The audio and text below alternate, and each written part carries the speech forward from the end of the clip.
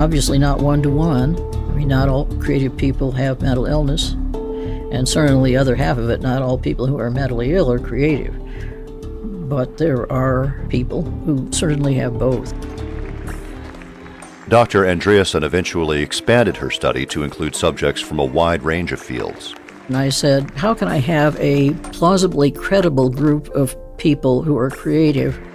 And I said, probably the best thing is to identify people who have gotten things like, a Nobel Prize, a Pulitzer Prize, etc. I interview these people about their lives, how they work.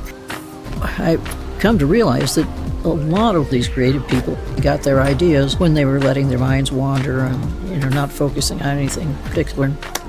The idea pops in.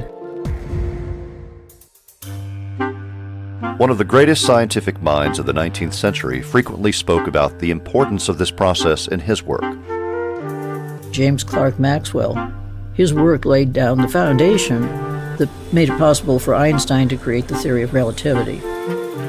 Clerk Maxwell talked about how he was working on this problem, started out when he was about 22 years old, wrote a paper, then didn't work on it again for 5 or 6 years. But he said, I sent that problem to the compartment of my mind where things swirl around until they finally precipitate and come clear. But how can scientists see this process? Using modern fMRI technology, Dr. Andreasen can understand how the brain acts when the unconscious makes connections.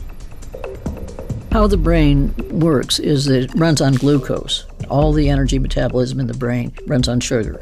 With functional magnetic resonance, we can look at use of oxygen, because when glucose is used for energy, it has to draw in blood, and blood carries hemoglobin, and when it's converted to energy, hemoglobin becomes deoxyhemoglobin, and that's paramagnetic. It's what we call the hemodynamic response function, or the response function of the blood flow in the brain. So that's what we're measuring, is energy use in the brain. It'll be starting in just a few seconds. You have 3 actual tasks. We alternate words with numbers. It's a word association test. Then we have a picture association test. And then the last one is a pattern detection test, where they have to perceive increasingly complex patterns. We think with this mixture of things, we can get at what's happening in the brain of somebody who's a filmmaker, somebody who's a writer, somebody who's a physicist.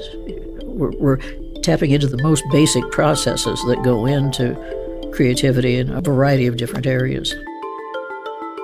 But even the best designed test can produce surprising results. We just had a physicist whose name is John Mather. During the word association task, when we looked at the results of his MR scan, we saw that he was getting huge activations in language association regions for the numbers, which were supposed to be our control task. And John said to me, who selected the numbers? I said, gosh, I don't know. It's probably me. He said, well, did you realize that you had a series of like 5 prime numbers in a row? So he, being an astrophysicist, was looking at these, and his brain read the numbers the way most people, you or me, would read the words. We've had examples like that come up over and over, where we get results we don't expect that tell us that we're actually really seeing how people's brains work. Dr. Nancy Andreasen has found many similarities between all of the creative individuals she's studied. Through these shared traits, she's starting to unravel the mystery of the creative brain. Most of our creative people are polymaths.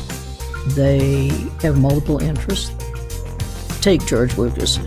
He obviously is a film guy, obviously is a good writer, and he's a beautiful designer of physical spaces. He cares about the brain.